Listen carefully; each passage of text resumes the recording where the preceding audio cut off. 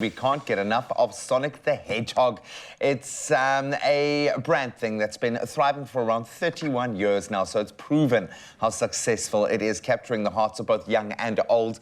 But just how much do you know about the blue hedgehog? Well, here to give us some little-known facts is Grant Hines, and we touched on one of the first of them, the redesign for Sonic the Hedgehog, the live-action movie. Because this had the world in kind of...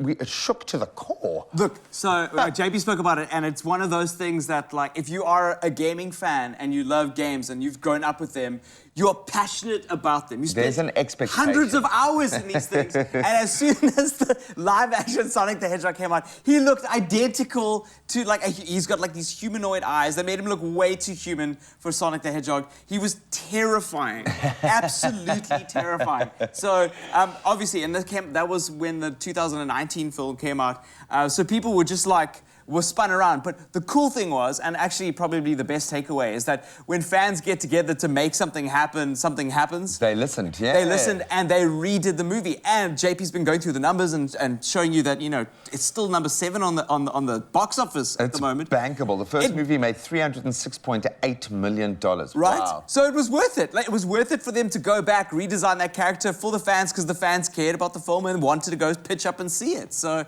he's got the look. How did we arrive at the name? What is Sonic's real name? Oh, what?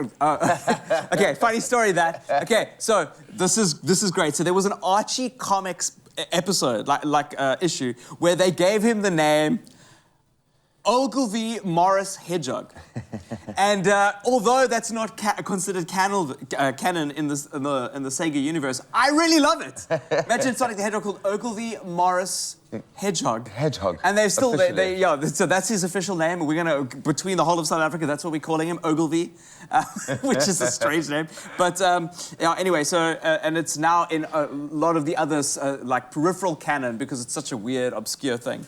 The next thing is that Sega, like, the reason that Sonic is blue, a lot of people want to know. Like, cool. You'd think it'd be lightning.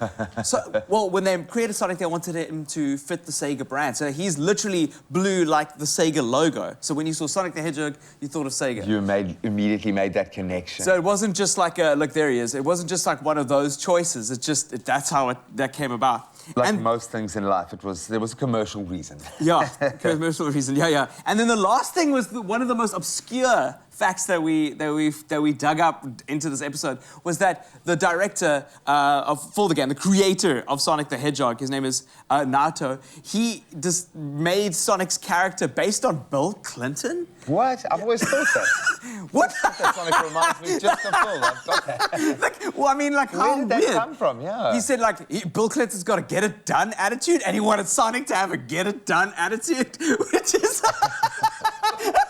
It's just so, like, obscure. Like, I did not go like, yo, Bill, you know, your comic book, you know, persona is Sonic the Hedgehog. I feel like I'm a closer Sonic the Hedgehog than Bill Clinton is. Because you're a get-it-done kind of guy. I mean, if you watch the movies, he's not a get-it-done person. He runs around and causes absolute mayhem. It's just because he can do it so fast that he does ultimately get it done faster than many others. And then the funny thing is that they based a lot of the character. Well, the audience based Eggman or Dr. Robotnik's personality based on Theodore Roosevelt, which is also like a what was his personality like? How do we come to that? Just because he had pajamas on. I absolutely love it, but I guarantee you didn't know some of those facts, and we're going to continue celebrating this little blue hedgehog who has such a big part of our heart. It's Sonic the Hedgehog Day, officially. No, it's unofficially, here on your Feel Good Breakfast Show.